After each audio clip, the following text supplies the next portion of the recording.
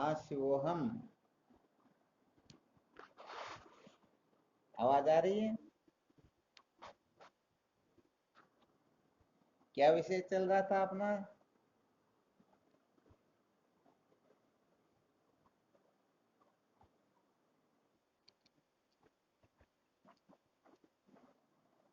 संसार को बनाए रखकर कभी भी सत्य का साक्षात्कार नहीं किया जा सकता, यही चल रहा था ना।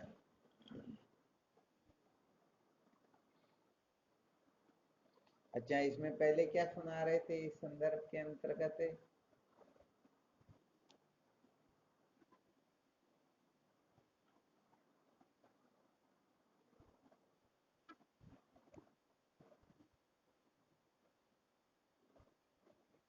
थोड़ा जोर से बोलो।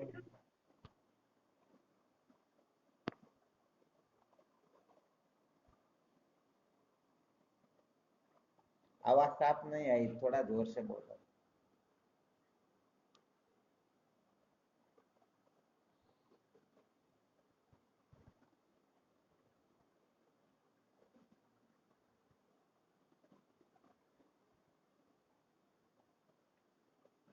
अच्छा, संसार को बनाए रखकर सत्य का साक्षात्कार नहीं किया जा सकता।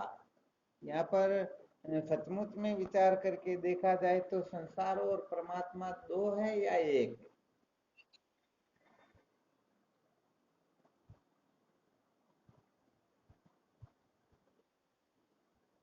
क्या है? एक ही है। अच्छा, यदि एक ही हो तो फिर चाहे परमात्मा को जानो चाहे संसार को जानो, सत्य का साक्षात्कार हो जाना चाहिए।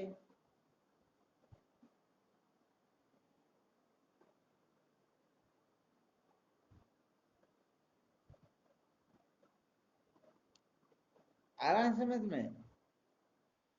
यदि परमात्मा और संसार एक ही वस्तु हो तो एक ही वस्तु है तो दो में से किसी एक को जानेंगे और दूसरी अपने आप जानने में आ जाएगी।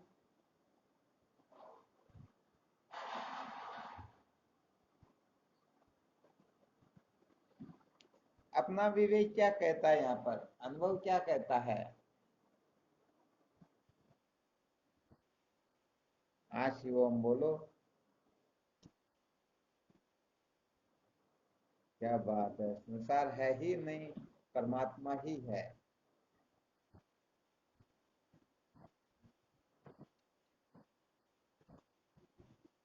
बहुत बहुत उत्तम बात बताई। अर्थात संसार और परमात्मा, इसके अंतर्गत परमात्मा ही है, संसार है ही नहीं, यही कहना चाहते हो ना? बहुत अच्छी बात। अच्छा, तो फिर यहाँ थोड़ा विचार करके देख लेते हैं, जब संसार है ही नहीं तो फिर शास्त्रों के अंतर्गत उत्पत्ति की प्रक्रिया, संसार आदि का जो निरूपण किया गया है, इसका क्या प्रयोजन है, ये क्यों किया गया? तो पहले सीधे यही कह देते भाई संसार नाम की कोई वस्तु है ही नहीं।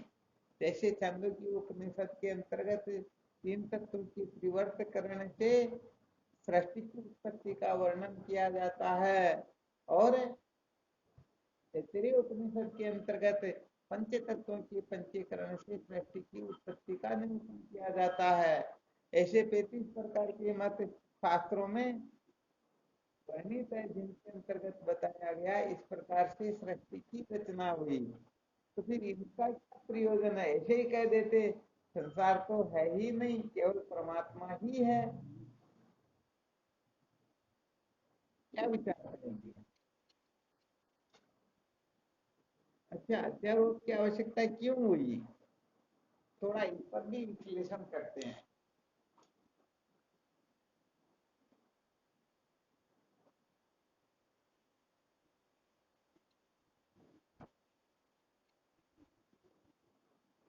अच्छा अच्छा, परमात्मा को समझाने के लिए अध्यारोप करना पड़ा।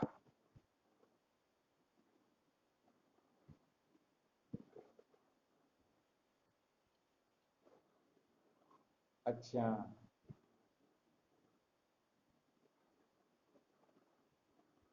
वैसे इसको शास्त्रों में अध्यारोप अपवाद न्याय कहते हैं। अध्यारोप अपवादाभ्याम निष्प्रपंचम प्रपंचते। चलो एक तो सूत्र ये हो गया कि अध्यारोप अपवाद की युक्ति से यथार्थ तत्व का बोध करवाना साधकों के लिए। बस इसी रहस्य को ध्यान में रख करके सृष्टि की उत्पत्ति का वर्णन किया गया। और क्या रहस्य हो सकता है?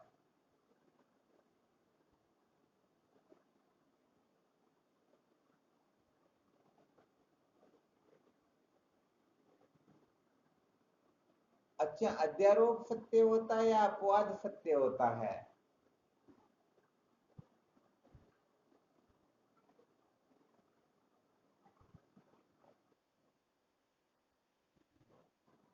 दोनों ही मिथ्या होते हैं।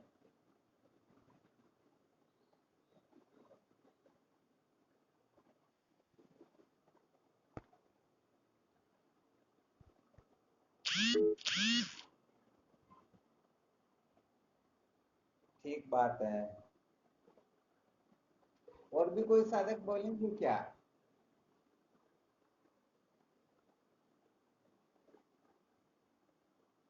अच्छा, ये दोनों ही मिथ्या होते हैं तो फिर वही बात आ जाएगी।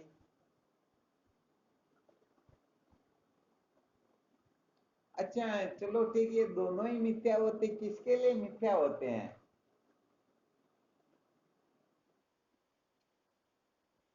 हाँ, बहुत बहुत धन्यवाद। कहने का मतलब पहले जो सूत्र बताया ना, वास्तव में परमात्मा ही है, परमात्मा के सिवाय दूसरी कोई वस्तु है ही नहीं, ऐसा जिनको दृढ़ पूर्वक से निश्चय हो गया, उनके लिए न ग्रहण की आवश्यकता होती है, न त्याग की आवश्यकता होती है। न त्यागो न ग्रहो न लय। अष्टावक्र जी महाराज कहते हैं ना, आत्मा स्वतः परिपूर्ण ब्रह्म है, न किसी का ग्रहण करना होता है, न त्याग करना होता है, न किसी में लीन होना होता है।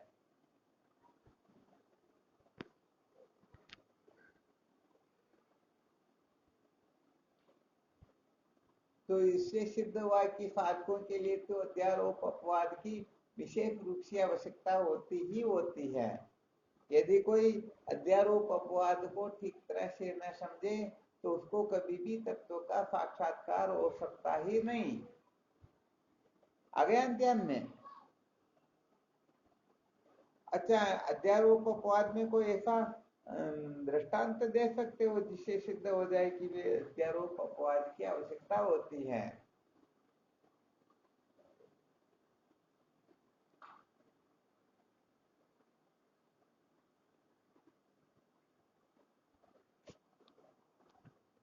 नहीं।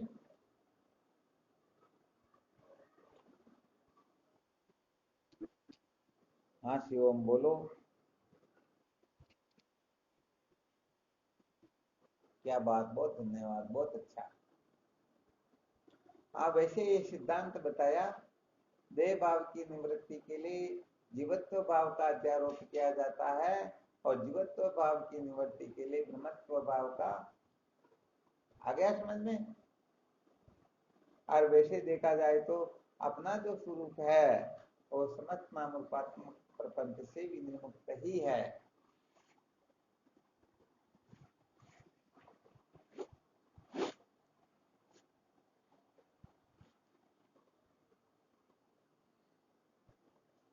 अच्छा, दृष्टांत की कहा था, ये सिद्धांत बताया।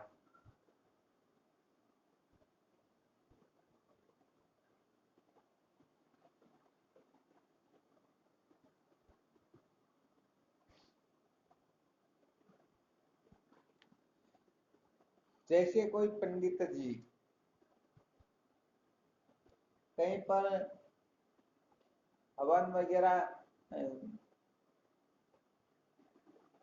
कर्मकांड करवाने के लिए कहीं पर जाते हैं, तो बताओ वहां पर बहुत सारी सामग्री मंगवाते या नहीं मंगवाते? और फिर उनसे गौरी गणेश की स्थापना करके उन्हीं सामग्री से गौरी गणेश बना करके उन यजमान का सारा कार्यक्रम पूरा करके और फिर गौरी गणेश को बने रहने देते या और कुछ कर लेते हैं? क्या करते, क्या करते हैं? हाँ बस बस बात ही यही है।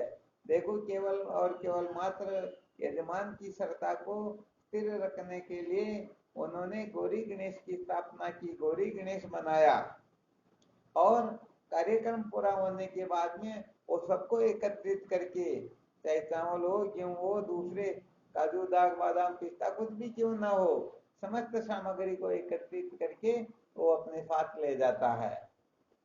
अब यदि वह पंडित सोचने लग जाए, अरे भाई मैं इस गौरी गणेश को कैसे बिगाड़ूं, तो पंडित सच्चा या कच्चा? अरे भाई पहले गौरी गणेश बनाया, एक प्रकार का अध्यारोप किया, और काम हो गया तो उनका अपवाद कर दिया। आ गया समझ में? चलो ठीक बात है।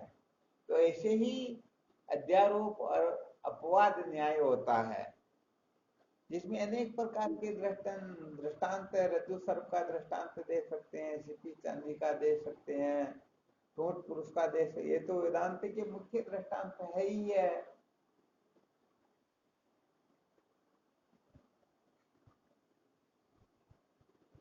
अच्छा, इसमें और कोई संकेत हो तो बता सकते हो क्या? समझो जगत का अध्यारोप करते ही नहीं, तो बताओ क्या हो जाता? अपने अपने अनुभव से बता सकते हो कौन सा साधक किस प्रकार का विचार प्रकट करता, थोड़ा ध्यान में तो रहे।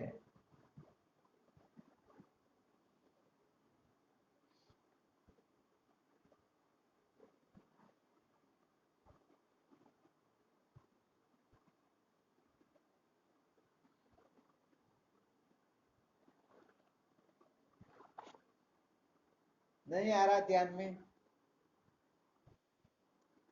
अरे क्या बात हुई भाई?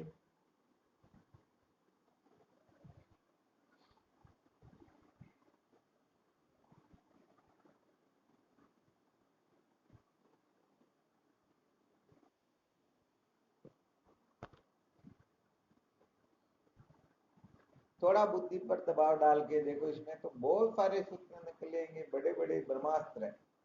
यदि जगत का अध्यारोप नहीं किया जाता तो शायद बहुत बड़ी हानि भी हो जाती। या ऐसा समझो किसी को ब्रह्म साक्षात्कार होता ही नहीं। इसीलिए थोड़ा संकेत कर रहे हैं कि चलो साधक अपने अनुभव से ऐसे ऐसे सूत्र बताए जिससे पता चले कि यदि जगत का अध्यारोप नहीं किया जाता तो ऐसा कुछ नहीं हो सकता।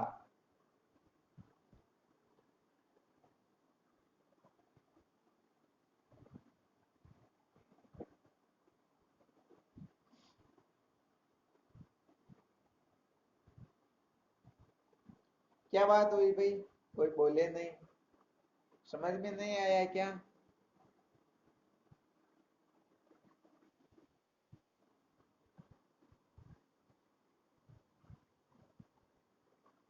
जो तो संकेत कर दिया कि ब्रह्म साक्षात्कार किसी को होता ही नहीं यदि जगत का अध्यारोप नहीं किया जाता तो। अब तो थोड़ा बहुत रहस्य निकालो।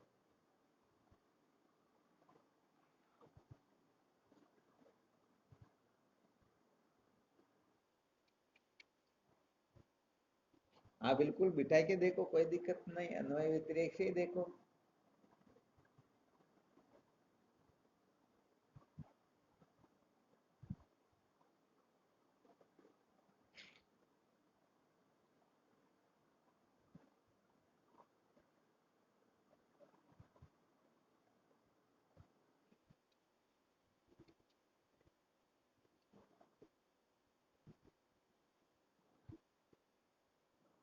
नहीं, ये यहाँ पर काम नहीं करेगा। कहने का मतलब, आप अन्वय व्यतिरेक न्याय के द्वारा ये सिद्ध कर रहे हो कि वास्तव में जगत नाम की कोई वस्तु नहीं होती है। जागृत भी मिथ्या, स्वप्न भी मिथ्या, सुषुप्ति भी मिथ्या, और आत्मा सत्य है। यहाँ पर प्रश्न यह है कि यदि जगत का अध्यारोप नहीं किया जाता तो साधकों को क्या नुकसान हो जाता, क्या हानि हो जाती?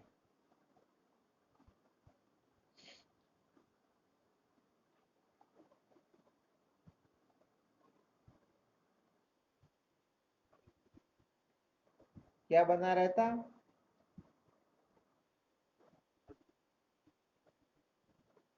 अरे तो बड़ा गड़बड़ घोटाला कर दिया आपने तेज सिंह जी महाराज।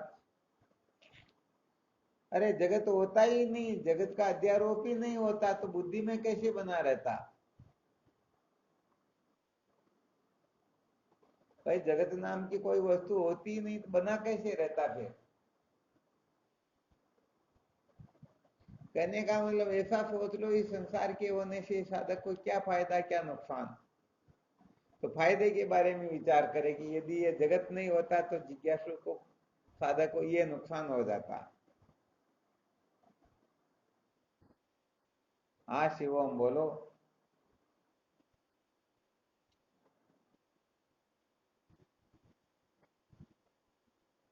अरे भाई साधक के लिए बोलो, बहुत आगे बोल गए हो। जीवन मुक्ति की विलक्षण आनंद की अनुभूति नहीं होती हो तो जीवन मुक्त महात्माओं के लिए अपन साधकों की चर्चा करें अभी। अपन साधक की कक्षा में ऐसा समझ लो। हाँ शिवम बोलो। क्या नहीं होती? हाँ ये चलो बहुत अच्छी बात बताई। क्या नहीं होता? अच्छा तो जगत होने से तो जिज्ञासा जागृत होती क्या? तो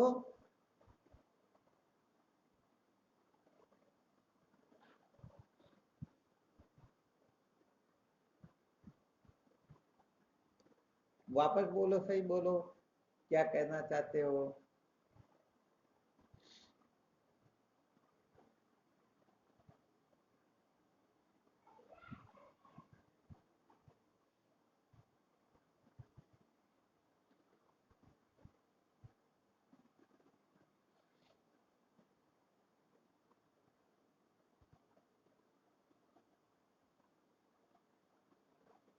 बहुत ज्यादा टाइम लगा रहे हो भाई। हैं? अरे ज्यादा नहीं तो इतना तो कम से कम बोल सकते हैं कि सत्संग नहीं मिलती, संत नहीं मिलते। कुछ न कुछ तो बोल सकते हैं ना। गुरुदेव नहीं मिलते।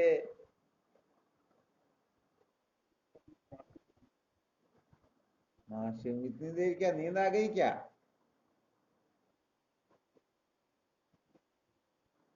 अच्छा अच्छा, चलो ठीक, तब कोई बात नहीं।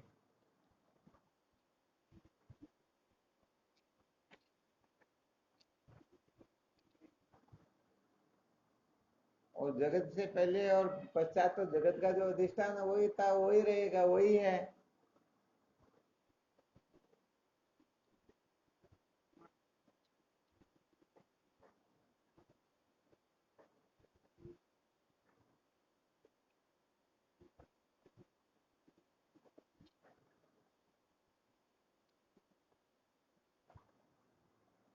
चलो बहुत बहुत धन्यवाद, बहुत अच्छा बताया। अरे भाई सबसे बड़ी बात तो ये है, डॉक्टर के पास में कौन जाता है? हैं? जो मरीज होता वही जाता ना। और यदि कोई मरीज ही नहीं हो तो डॉक्टर के पास जाएगा क्या? अरे तो जगत के होने से ही तो अपने को बंधन की भ्रांति होती है। यदि बंधन की भ्रांति ही नहीं होगी तो फिर बल विक्षेप दोष से छूटने के लिए क्या निष्काम कर्म उपासना करेंगे क्या? चतुष्टय साधन संपन्न होंगे क्या? गुरुदेव की शरण जाकर फिर ब्रह्म विचार करने की आवश्यकता पड़ेगी क्या? अरे इतने पुत्र निकल जाते परंतु करे तो क्या करें? थोड़े अलर्ट नहीं रहते हो, है ना? तो सबसे बड़ा सूत्र निकलता है, ये तत्व की जो जिज्ञासा है, ये जिज्ञासा ही जागृत नहीं होती। क्योंकि हम संसार से छूटना चाहते थे। क्यों छूटना चाहते? ये दुख रूप है, इसीलिए तो छूटना चाहते हैं ना। और वैसे देखा जाए तो नेति नेति जो महावाक्य है, ये सबसे बड़ा सूत्र है। इसमें इति पद का जो विवेचन किया जाता है इदम रूप से, यदि ये जगत ही नहीं होता तो बताओ इति पद की व्याख्या किसके लिए करते हैं? किसका निषेध करते हैं और किसके निषेध कर देने पर जो शेष रहता वो अपना स्वरूप होता, ये समझ में आता क्या? तो आपको पहले संकेत किया गया था कि यदि जगत का अध्यारोप नहीं होता, जगत नाम की कोई वस्तु नहीं होती, तो किसी को ब्रह्म साक्षात्कार होता ही नहीं। होता क्या? हाँ, यही तो बात है। अरे भाई, परमात्मा कैसा है? तो पृथ्वी जैसा, जल जैसा, अग्नि। तो नेति नेति के अंतर्गत इति पद की व्याख्या में ये सब आ गए या नहीं आए? तो परमात्मा पृथ्वी जैसा नहीं है, जल जैसा नहीं है, अग्नि वायु आकाश जैसा नहीं, ऐसा नहीं, ऐसा नहीं, ऐसा नहीं, फिर कैसा? फिर तो निषेधावधि के लिए तो कहना पड़ेगा ना। जो सबसे उपलक्षित है उन्हीं के लिए कहना होगा, होगा ना। जो द्वैत के भाव से उपलक्षित एवं पृथक चैतन्य से अभिन्न उसी तत्व को तो ब्रह्म कहना होगा। फिर आ गया समझ में? थोड़ा सावधान रहोगे तो और विशेष बात रहेगी, वैसे देखा जाए तो। वैसे ये सूत्र अपने हृदय में ठीक तरह से जगमगाने चाहिए।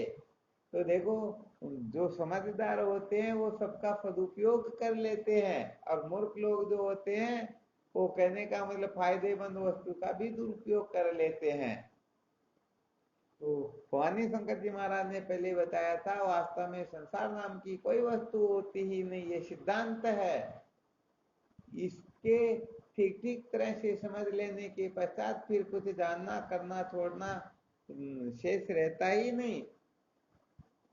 क्या रहता? करना जानना पाना छोड़ना शेष रहता नहीं। परंतु यहाँ पर अपन साधक की कक्षा में विवेचना कर रहे हैं, इसलिए इस बात को तो अच्छी तरह से निश्चय कर लो, जगत नाम की कोई वस्तु वास्तव में होती ही नहीं। परंतु ऐसा यदि कोई साधक कह दे, तो हालांकि वो कह जरूर देगा, परंतु उसे जगत दिखाई दे रहा है या नहीं दिखाई दे रहा है?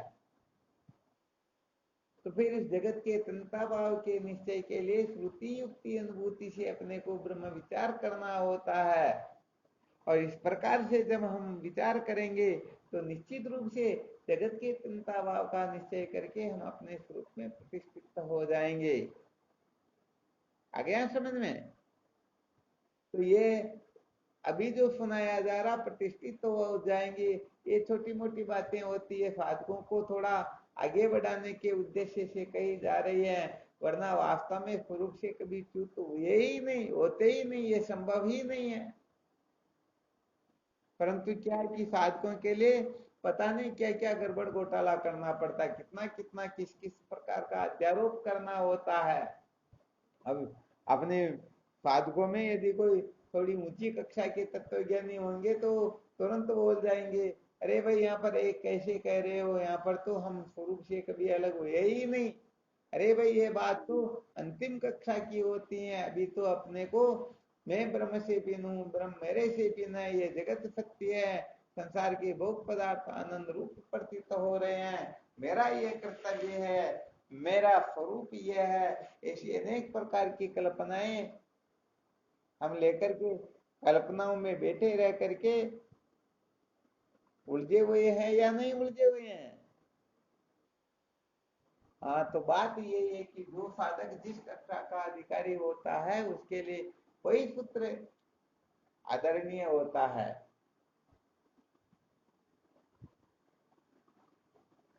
कोई व्यक्ति 50 किलो का कटा उठा रहा है, अब उनका 5 साल का बच्चा भी साथ में, वह कहता मैं भी, मेरे पिताजी 50 किलो उठा रहे तो मैं भी 50 किलो का कट्टा उठाऊंगा, तो बताओ संभव होगा क्या?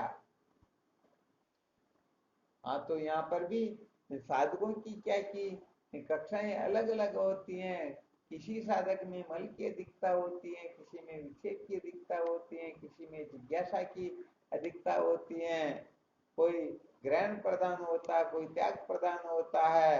अलग अलग होते हैं या नहीं होते हैं? किसी के अंतःकरण में काम क्रोध लोभ की मात्रा बहुत अधिक होती है, किसी में न्यून होती है, किसी में मध्यम स्थिति में होती है। तो इलाज किसका करना? क्या आत्मा को ब्रह्म बनाना? क्या अरे गड़बड़ घोटाला तो अपने खोपड़े में है ना, अपनी बुद्धि में कचरा भरा हुआ है, तो इस कचरे को कैसे निकाला जाए, इस रहस्य को अच्छी तरह से समझना होता है। इसलिए कहने का मतलब ब्रह्मवेता महात्माओं के ऊपर किसी का अनुशासन नहीं चलता। क्यों? क्योंकि ब्रह्मवेता महात्माओं को अच्छी तरह से पता होता है कि किसके लिए क्या सार्थक होता है, किसको क्या सुनाना होता है। वो विधि निषेध से भी परे होते हैं। वो कहने का मतलब स्वयं वेद होते हैं। वो वेद की आज्ञा या वेद के विधि निषेध के चक्कर में वो नहीं होते हैं। उनको पता है कि किस साधक को किस प्रकार से तत्व का साक्षात्कार करवाया जा सकता है। अब कोई सोच ले नहीं नहीं, तो वेद वेद भगवान ऐसा नहीं कहते हैं, भगवत गीता ऐसा नहीं कहती। अरे भाई ठीक है, नहीं कहती, परंतु अभी तक तुम केवल मात्र इतना ही जानते हो कि यह नहीं कहती है, परंतु क्या कहती वो समझना, समझने के लिए क्या नहीं कहती उसको भी थोड़ा समझाना होता है। आ गया समझ में? चलो बहुत अच्छी बात है। तो थोड़ा इसका भी मंथन करके देखना। तो वास्तव में तो समस्त नाम रूपात्मक प्रपंच बिना हुए ही प्रतीत हो रहे हैं। अब यदि हम इसको बनाए रखना चाहते हैं तो सचमुच में हम जिज्ञासु होंगे नहीं। और जो जिज्ञासु होता है वह इनको महत्व नहीं देता है, इनकी परवाह नहीं करता है, बल्कि अपने लक्ष्य को प्राप्त करने के लिए क्या करना क्या नहीं करना, बस उसी का वो अच्छी तरह से मंथन करता रहता है। आ गया समझ में?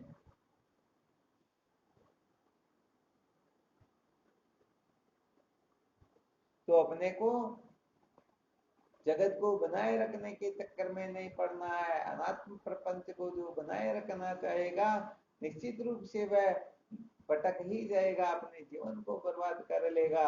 इसलिए जब तक सत्य का साक्षात्कार न हो तब तक संसार को बनाए रखने के आग्रह को अच्छी तरह से निवृत्त करके इनका सदुपयोग जरूर कर लेना चाहिए। यदि हम सदुपयोग करेंगे तो सच्ची बात यह है कि हम ब्रह्म विचार तक निश्चित रूप से पहुंच ही जाएंगे। और यदि दुरुपयोग करेंगे तो निश्चित रूप से बनता हुआ काम भी बिगड़ जाएगा।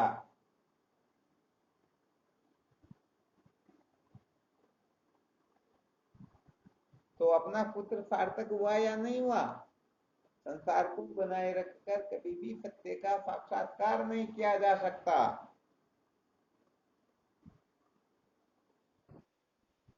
हाँ बोलो शिवोहम।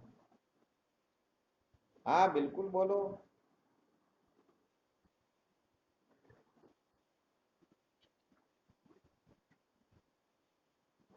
ठीक बात है।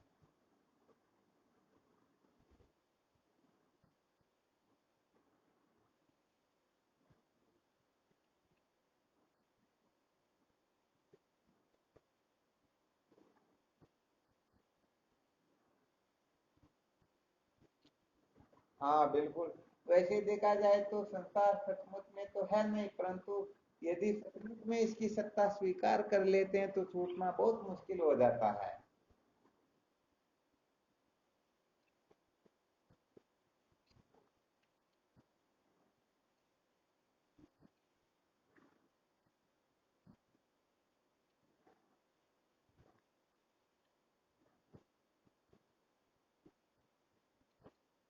अच्छा, और अपने को विचार करना है कि यदि हम संसार को संभालना चाहे, पकड़ना चाहे, रखना चाहे तो ये अपने को प्राप्त नहीं होता, इसकी प्रतीति अवश्य होती है। इसलिए केवल मात्र इतना सा ध्यान रख लेना कि नाम रूप का नाम ही संसार होता है। सत्य तो रमणीय तो बुद्धि, इसी का नाम तो संसार है। अज्ञान का नाम ही तो संसार है। ये अज्ञान चाहे देह के रूप में हो, इंद्रियों के रूप में हो, प्राण मन बुद्धि किसी भी रूप में क्यों ना हो, परंतु जब तक हम इनको यहाँ पर अधिकतर जो बताया जाता है, अपने को केवल मात्र इतना ही ध्यान रखना है। जब भी कहा जाता है संसार को बनाए रखकर कभी भी सत्य का साक्षात्कार नहीं किया जा सकता, केवल इतना ही संकेत समझ लेना, देह इंद्रिय प्राण मन बुद्धि इसी को संसार कहा जाता है। जिनको हम सत्य प्रिय रमणीय समझ करके इनके पीछे पागल हो रहे हैं, जब तक होते रहेंगे तब तक, कहने का मतलब दुखों से पिंड छूटने वाला है नहीं। तो ये, हाँ, और तो दिखाई दे रहा है इस संसार के, अरे भाई ये किसको दुख दे रहा, किसी को दुख नहीं दे रहा। वास्तव में दुख देने वाला तो अपनी जिसमें अमत्व ममत्व विशेष रूप से है, वही तो दुख देगा ना। तो देह इंद्रिय प्राण मन बुद्धि, इनको हम बनाए रखना चाहते हैं, इनको महत्व देते हैं, इनके अनुसार नाचना या नचाना चाहते हैं, यही तो संसार है।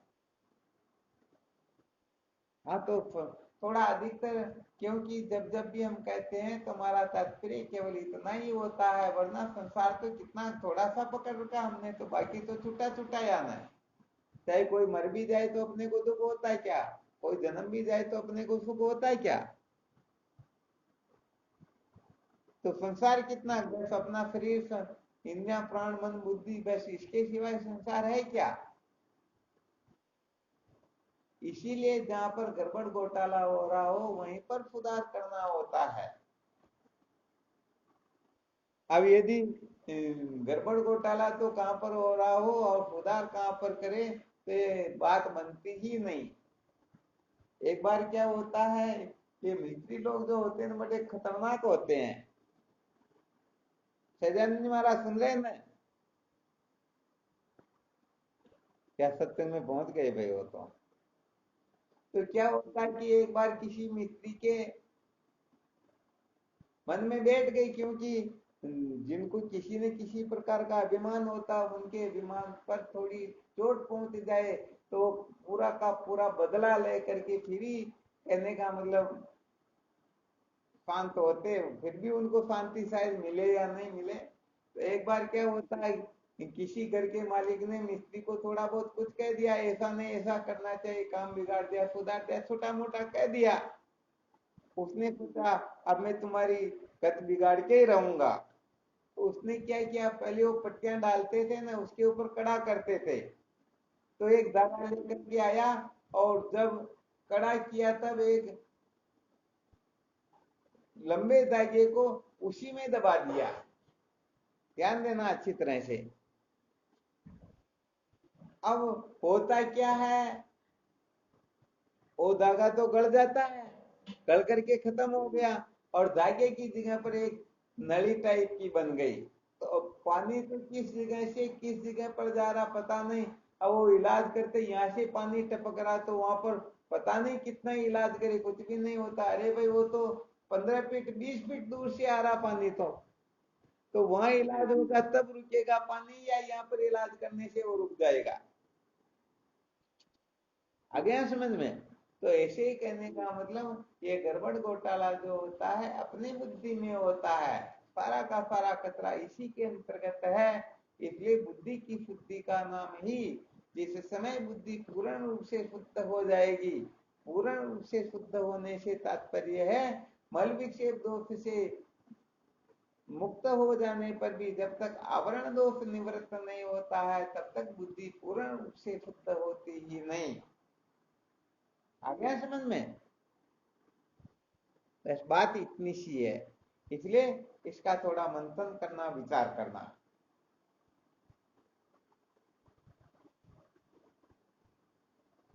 चलो ठीक, फिर तो साधन भजन चिंतन मनन करना, ठीक है ना।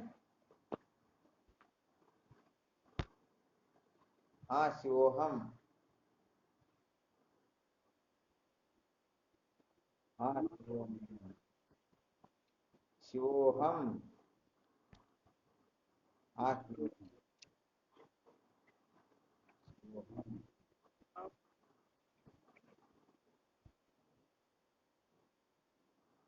शिवोहम।